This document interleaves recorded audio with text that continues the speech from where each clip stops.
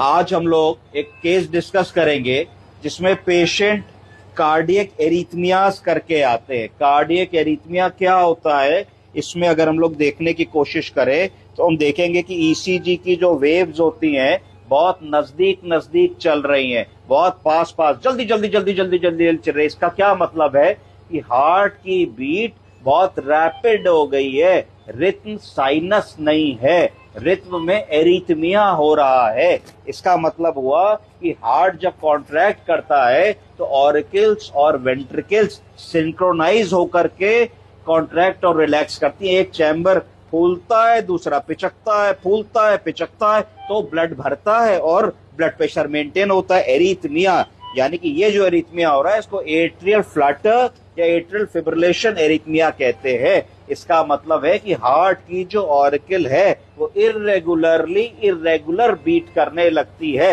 अर्थात मिक्सी की तरीके से जब ऐसे बीट करेगी तो हार्ट में फिलिंग ही नहीं हो रही है। यानी कि जब हार्ट बीट करेगा तो उसको कुछ समय चाहिए कि उसमें खून भरे, जब खून नहीं भर रहा होगा तो बार बार ऐसे ही चलेगा, तो इस स्थिति में ब्लड प्रेशर बिल्कुल ड्रॉप कर जाएगा।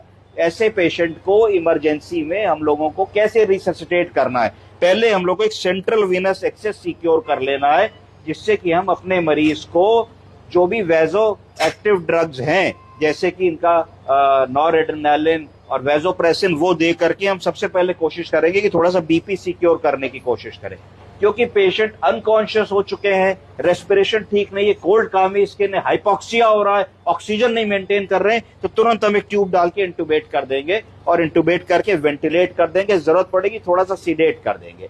अब आपका मेन ऑब्जेक्टिव होगा कि किसी तरीके से मीन आर्टीरियल प्रेशर बढ़े, स्लाइटली बीपी बढ़े, एंटी एरिथमिक ड्रग देके एरिथमिया को सेटल करें। अगर नहीं हो पा रहा है तो डीफिब्रिलेशन या कार्डियोवर्जन करके हम एरिथमिया को सेटल करें।